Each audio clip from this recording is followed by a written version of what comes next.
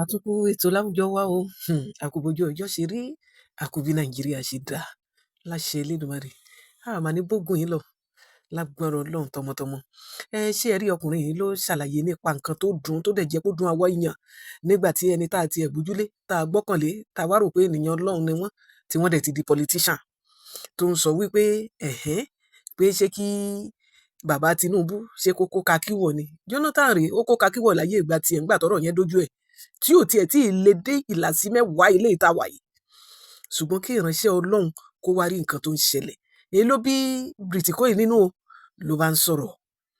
Èyí ti ṣe kí ló ṣẹlẹ̀ kí ló dé gbogbo ìjọ tí èèyàn ti ń kú bàbá Adébóyè ṣó débẹ̀ èèyàn mélòó ló fún ní relief kí ní pé ẹgbàá o nǹkan tó ṣe yín nílùú yín ní Plateau ní gbogbo àwọn state tó ti ń ṣẹlẹ̀ nílẹ̀ Yorùbá tiẹ̀ náà ti káwọn ọmọ lọ yìí ibi tá a ti tún sọ wọ́n ti tún lọ kó àwọn ọmọléèwé míì almost 40 àwọn tó wà nù gbó báyìí tó jẹ́ ọmọléèwé ó ní bọ́n ṣe pọ̀ tó òun làwa ń sọ̀rọ̀ pé ẹ̀gbọ́n náà ṣé ẹ̀sìn là ń ṣe yìí àbá ti ń ṣẹ̀sìn ẹ gbọ́rọ̀ tó yìnbó yìí sọ kẹ̀dẹ̀gbọ́n nǹkan tí bàbá Adébóyè náà tó wí lẹ́nu ara ẹ̀. God came to Tinubu's defense. He says that Tinubu has done everything he can to be able to stop terrorism. That Tinubu himself cannot go put on the military pants to go and kill the terrorists. He says that we should be looking at the ones below him. President Tinubu is the commander-in-chief of the armed forces. He is the president of Nigeria. He is the one who is responsible at the end of the day over all of Nigeria. When you have issues in the church or issues in a business or issues in a country, you look to the leaders. You don't look to the ones below. It is the leaders who have authority and power. Shame on you for defending him. Adeboye, I ask you, how many villages have you gone to that have been attacked and burned? How much money have you given to the victims? How many widows and orphans have you left to die? For 2 decades, as Nigeria has been ravaged, where have you been? The villages I have been rebuilding are the ones you should have already built. And instead of holding accountable the ones who should be flocking to defend the citizens of Nigeria, you are protecting them. Shame on you. In the same way you are supposed to be the shepherd to your flock, President Tinubu is the shepherd to Nigeria. And the killing has only continued. In fact, it has gotten worse. As a Christian, if your pastor does not stand for what is right, you should no longer go to that church. Go get fed elsewhere. Go follow someone different. The Oyo children are still sleeping on the bush floor. Christians are still being massacred in Bokos and in Plateau.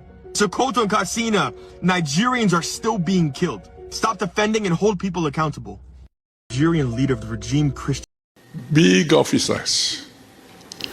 What he told them, I don't know. And I don't need to know. Because he's commander-in-chief. And when the commander-in-chief is giving instruction to his subordinates, who are you to be there?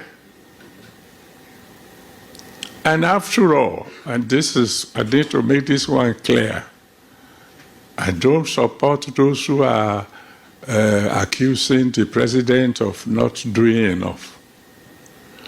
When the commander-in-chief had given instructions to his subordinates, he has done his bit.